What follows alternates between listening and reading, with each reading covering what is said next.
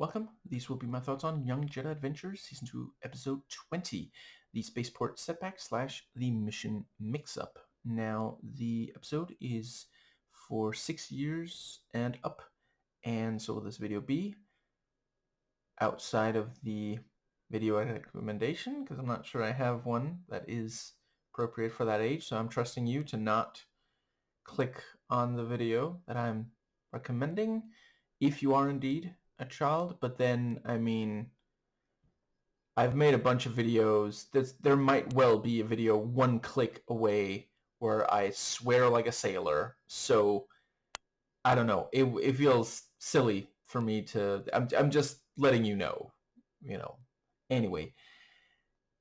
And, yeah, another good to great episode. So, I will start with giving the video recommendation. And so I think Samantha Lux's Shia LaBeouf's homophobic downfall, patriarchy plus alcoholism, is really great. And I am choosing a female leftist YouTuber in part because it is Women's History Month. And that is also why I will start this video by focusing on the female characters of the episode. So, and this episode does work well for that because there is some really great stuff with several of them. So yeah, Liz does seem to very much be the driving force to, she thinks she knows what Kai wants better than he does and doesn't really listen. And by the end of the first story of this episode, she does accept, and that is, again, that's such an important thing to learn as a child. I remember being a kid and being like, no, but how about this though? And yeah. And she has to learn it in relation both to Kai and the droid. I can never remember if... I think maybe Salak, leader of the Gangles, is a woman. Let's go with it. Certainly that character also, continues to be a fun foil. And I quite liked... I guess I don't know if that was Salak's idea, but does seem like Salak is the one who, kind of gives orders and the others just follow. But the thing that... the magnetic thing that grabs the lightsabers.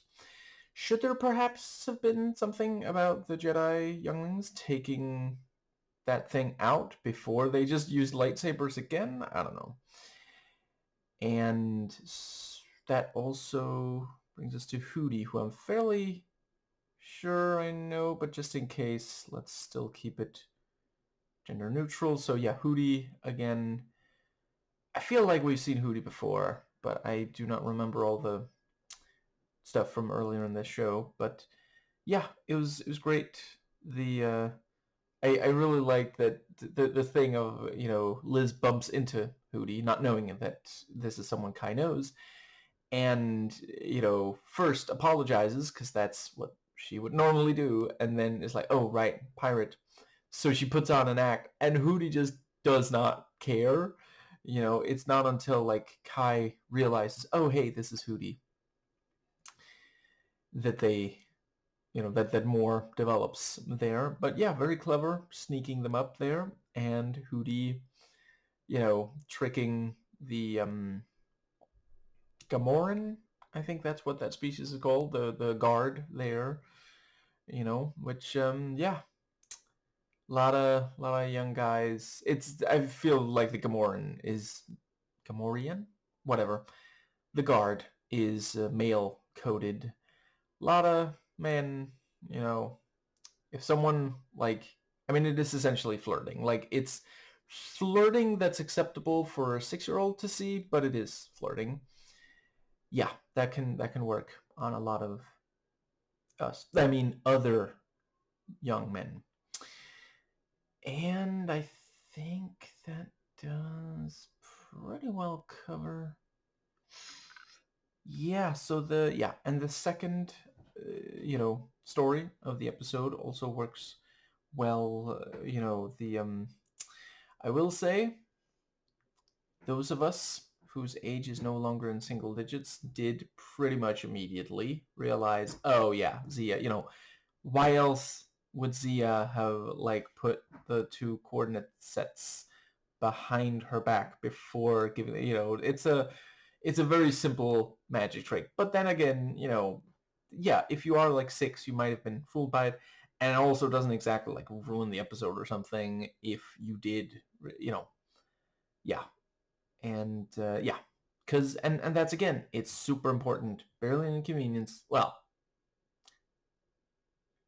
okay, scratch the second part of that, but it is super important to learn as a child. You do have to do things you don't want to do. That is, yeah.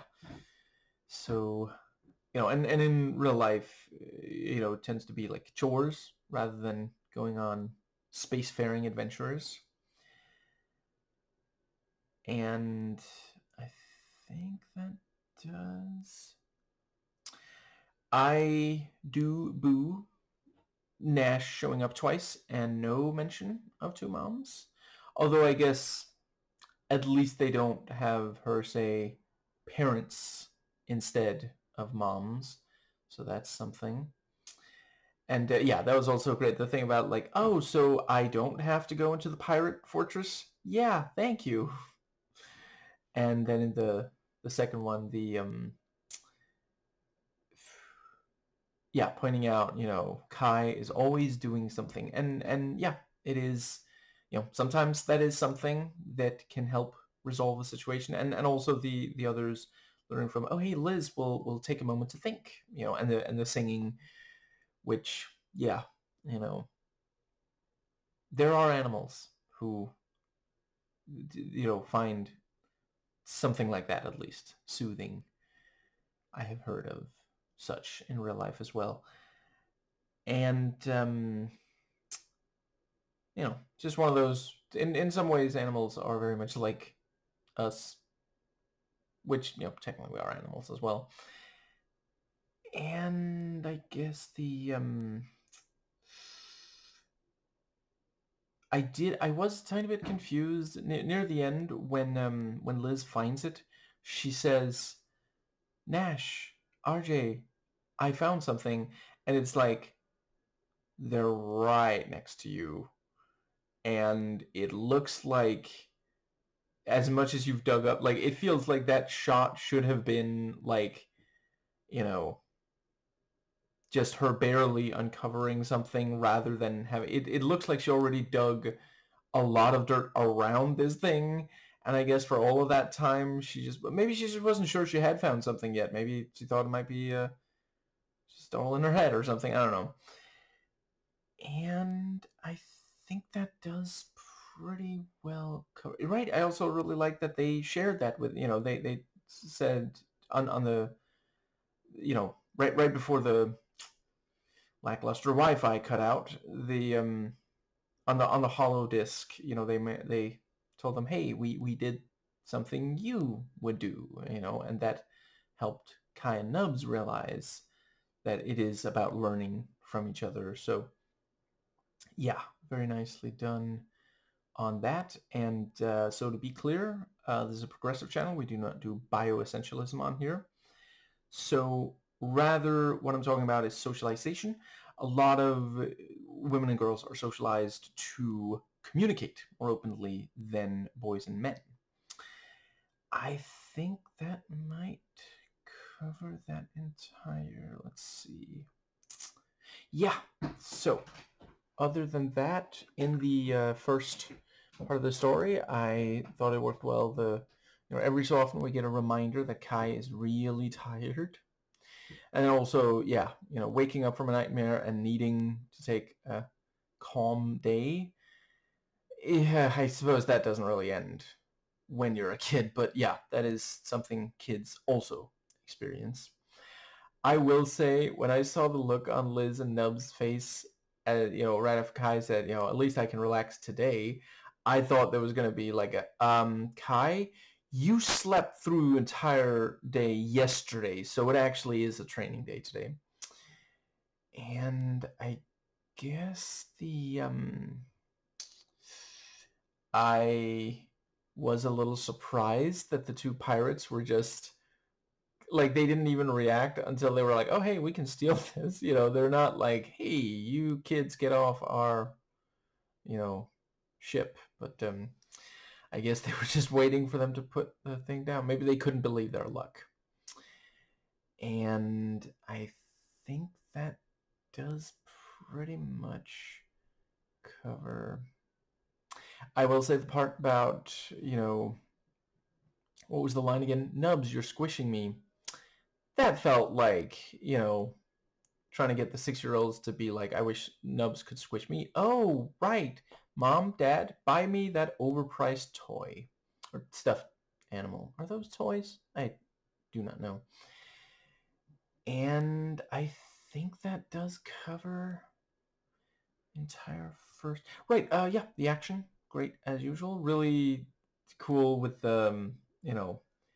jumping through the air, throwing the lightsabers, and Nubs rolling away to get his lightsaber, that whole thing. And them jumping onto the ship. Very, very cool. I think that pretty much covers. Let's see. There's definitely at least one more thing that I want to make sure to say. Yeah, but I think, yeah, about the second half of it. Yeah, I think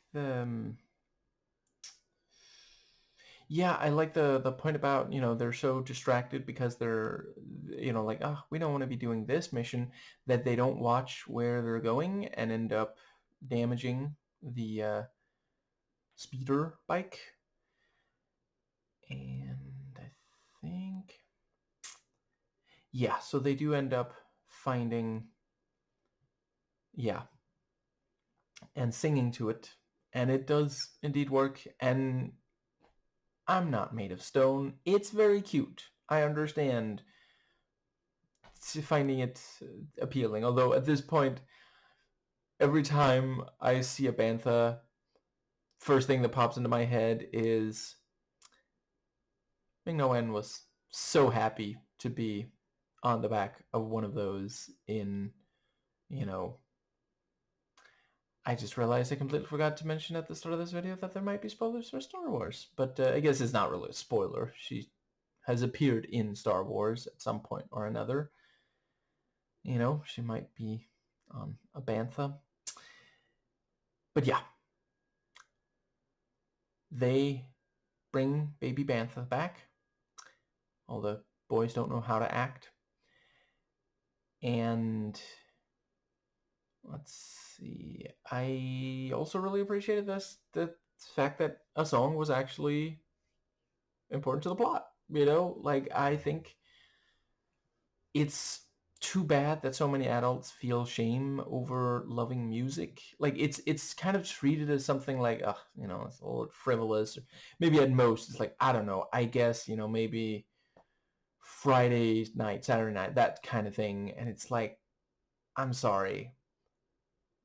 Personally, and this doesn't have to be the case for everyone, for me, a day where I don't listen to at least one piece of music, I feel poorer than the days that I do. So I hope that we get to a point where that is destigmatized. I think that does more or less cover the but yeah, it was I really appreciated that, even though here in the second half of the episode they, things ended well, even though they went to a place where they weren't sure what to do, and some of what they did at first seemed to make things worse. So, Do I make too many references to Trump, Hexeth, and Iran?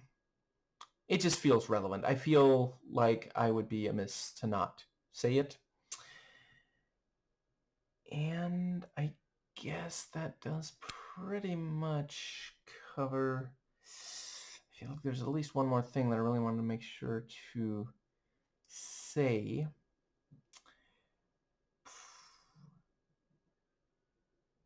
I also quite like the so the plant is, again, they're really straddling this balance between, like a 6-year-old would think, oh, that's kind of cool, unless they'd be grossed out, which is also, sometimes Star Wars grosses you out. That's perfectly fine, part of the brand. But it's also not like horrifying. It's not like nightmare inducing. Because, I mean, if we're being honest, I know I'm not the only person who, as soon as Nash ended up in that thing, wondered if it would start singing, "Feed me, I'm a hungry plant." And I think, but yeah, very clever, this thing of like, well, maybe it just needs water. And the thing about, nobody's found it for a really long time, so maybe it's underground. And I suppose that does pretty much cover the, yeah. Also, really appreciate the first story of the episode ends with saying, you know what, sometimes it's nice to just sit and read. And the fact that, yeah, that can be something you do with others, doesn't have to be. Remember back when,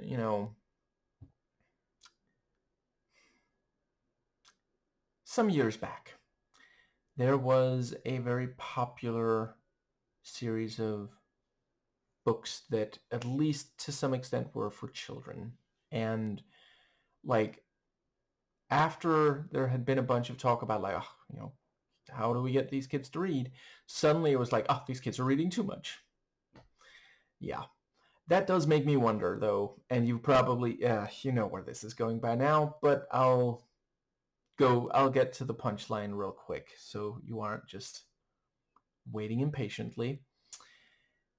Yeah, as they sit there reading something that they're clearly getting into, I do wonder if one day, years from now, they're going to log on to the Star Wars version of Twitter and find out that, oh, no, the author's like just such a transphobe now.